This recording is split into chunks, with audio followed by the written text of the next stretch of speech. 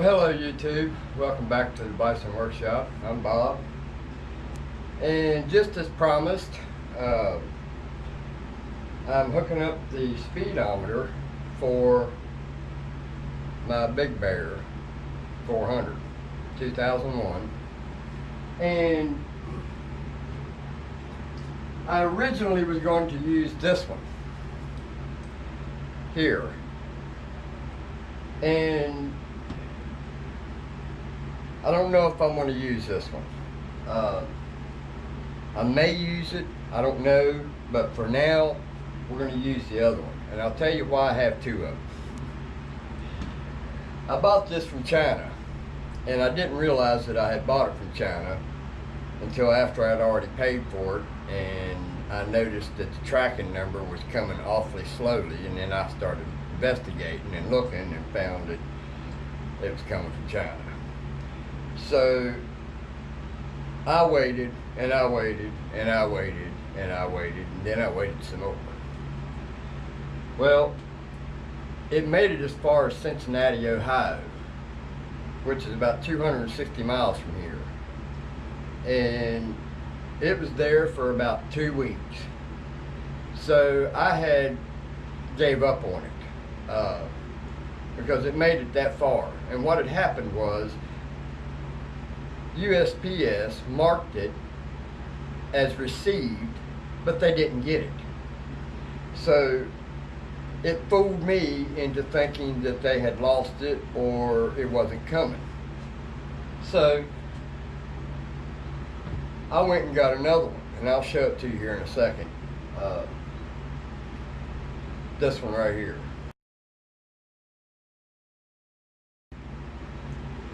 And I went ahead yesterday and spent all day making all this bracket and stuff for it, and I'll show you that too. And then I go in last night and check my tracking number, and sure enough, it had hit Charleston. Usually that means that I'm going to get it the next day, and sure enough, I got it this morning. All it made me mad, because I had already went and made this bracket especially for this speedometer, because it came in within 5 days. So we have a backup. This one here I've noticed has had some bad reviews and fixed videos on it, and usually if it calls for a fixed video to put on YouTube, usually means there's something wrong with it and can't be trusted. So we're going to give this one a shot, and it wouldn't be nothing to switch it over to this one. Basically I would just have to take this one off and cut the square hole bigger, and then drill my holes for the new bolts. They didn't even give me nuts to put on the studs. That's how cheap they are. But this one here would look alright on there, but I've already mounted this one. So we're going to give this one a shot. So we'll pan you down here and we'll show you what we got going on. Alright, so I made this panel to go on here, and basically it's two-piece. I made this piece to mount this to the speedometer, and it goes all the way under the handlebar clamps. And then I made another piece to go on top of the handlebar clamps and use the same bolts to clamp it down with. So, and it folds over to kind of hide all this stuff in here. Alright, now we're only going to use the speedometer part of this. Speedometer, trip, time, and high beam. That's the only wires that we're going to use out of this whole system. So we may even use the tack. I don't know yet. So we got the tack and high beam, switched power and 12 volt constant, and then the ground. The rest of these we're not going to use. So we're only going to use 1, 2, 3, 4, 5 wires. So I was going to use the oil temperature light, indicator light, to replace this light. And then I was going to use the neutral to replace this one. And then I was going to use the light that's here for the reverse. Well, it won't work that way, because what I was going to use for reverse is actually the tack. Because once this needle reaches the red, this light comes on. So now I'm just assuming that. But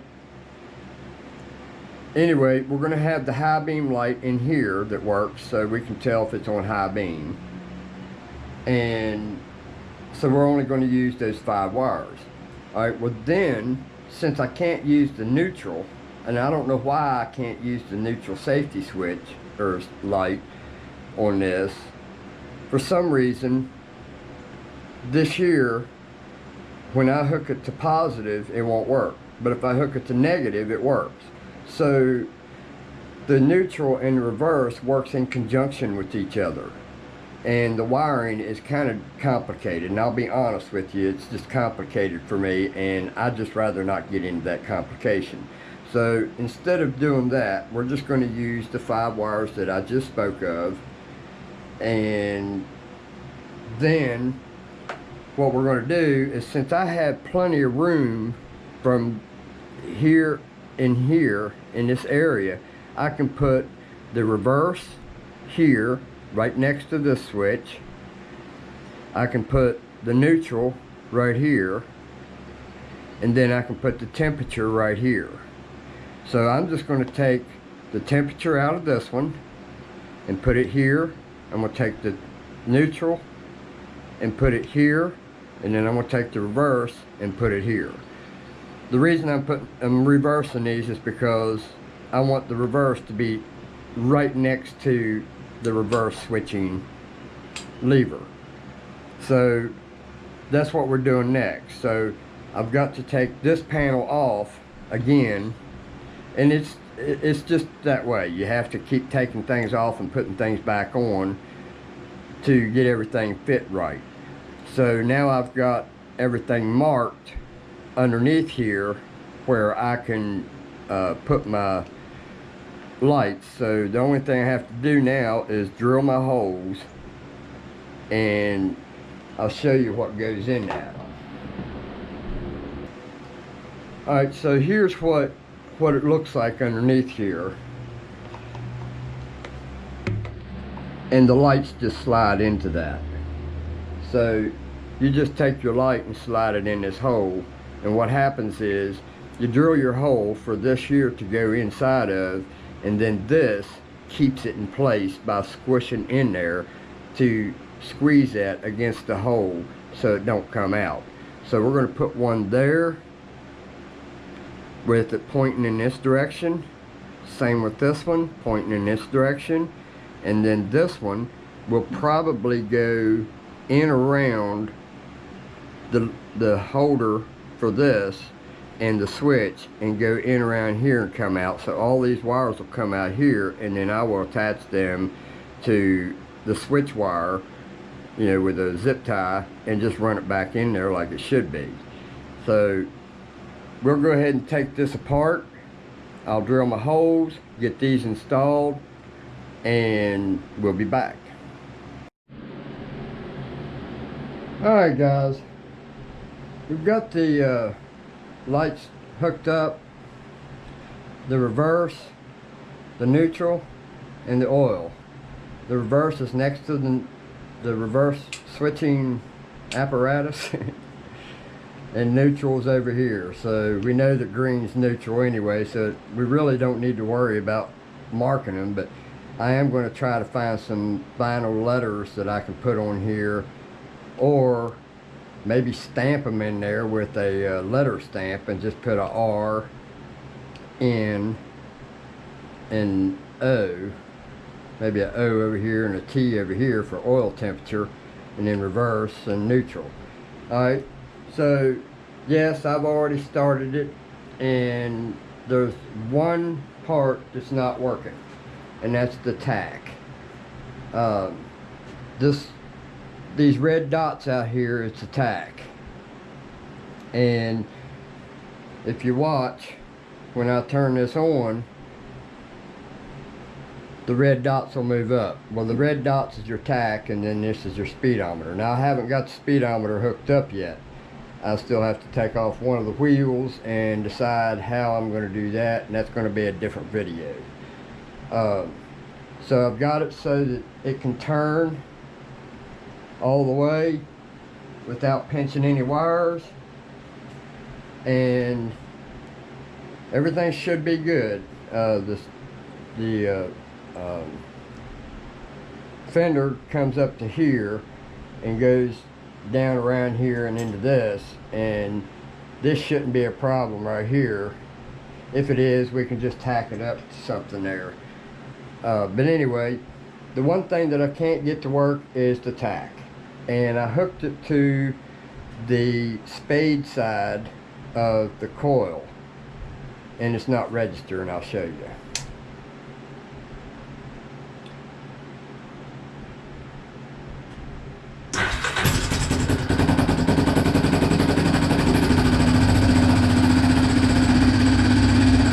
Tack's not working.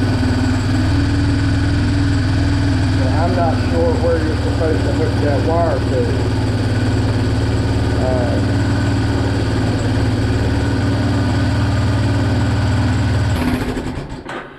Alright, so I better move my chair before I melt it.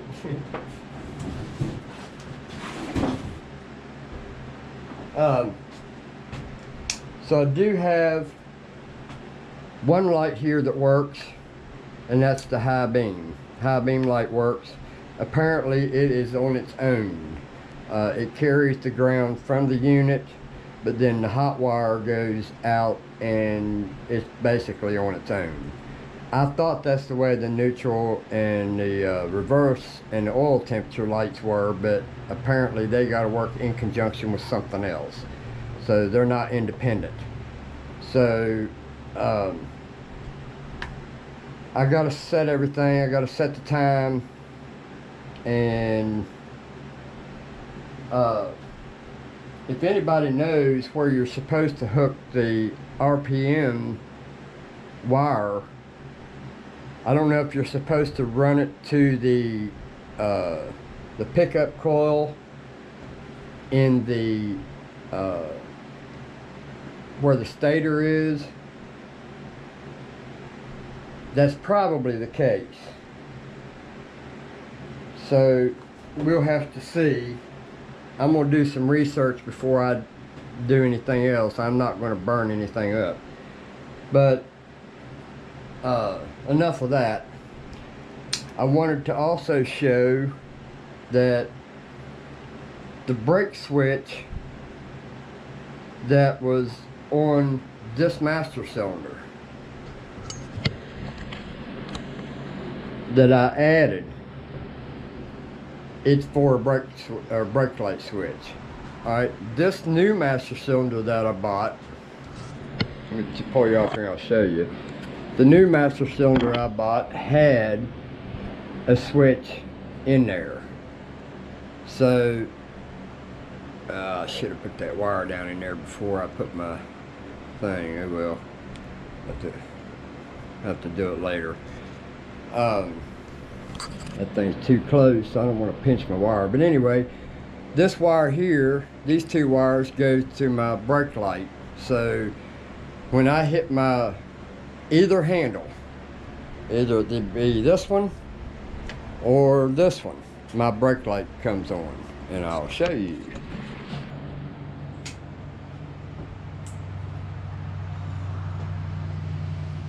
That's the left hand brake. That is the right hand brake. So now we've got the brake light switch working for both handles. Then I had to make one of these, which is a brake stop. And basically the reason why I had to make one, and I made it out of aluminum, is because the plastic one that was on it the end here was wore down to the point where when you hold this back to its hardest, to where it holds the brake for your parking brake, then it wasn't holding it good enough. You could still roll it just fine.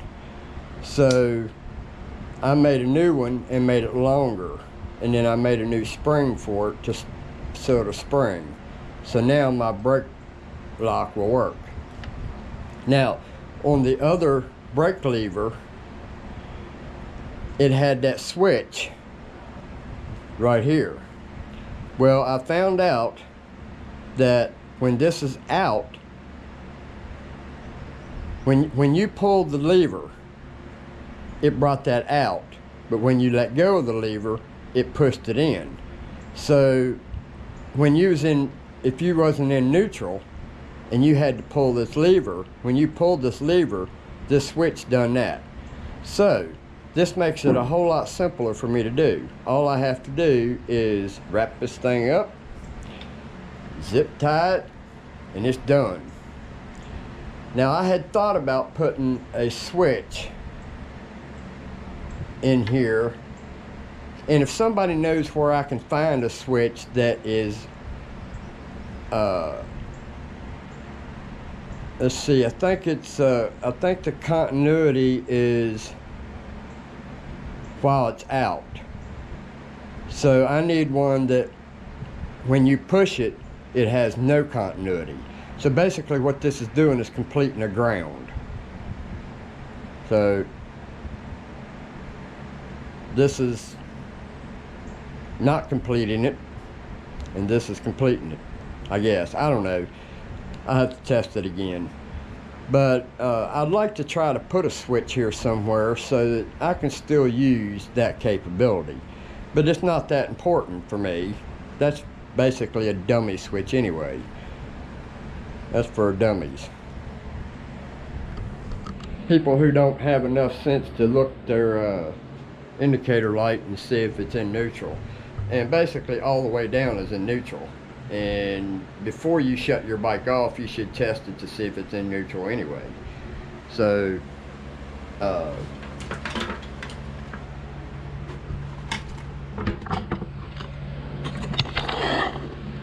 so there's the update on the 2001. And I have to correct some of my other videos. I wrote 2002, that was before I got the title, and he thought it was a 2002, so that's what he told me. And when I got the title, it was a 2001. So I got to go back and change all my titles to 2001. But if anybody's interested in this one, they're 60 bucks on eBay, but be prepared. You're gonna wait a long time. This one came from California, and I had it within 5 days, and it even had in big red letters, guaranteed in 5 business days. It was here in 4 days. So this one I got in 4 days. This one it took a month and a week, I think. But I'm going to keep this one because I may change it. I don't know. If this one has problems, I'll go ahead and change it. And I can use the same bracket. I just got to do some cutting. And it will still look just as good. So there you have the update for it. And all I got to do now is just tidy up some wires, and I want to wrap some wires with black tape to make them so they don't stick out so much, and tidy them up a little bit and do some cable management. And so don't forget to like, share, comment, subscribe. You guys have a good one. Later.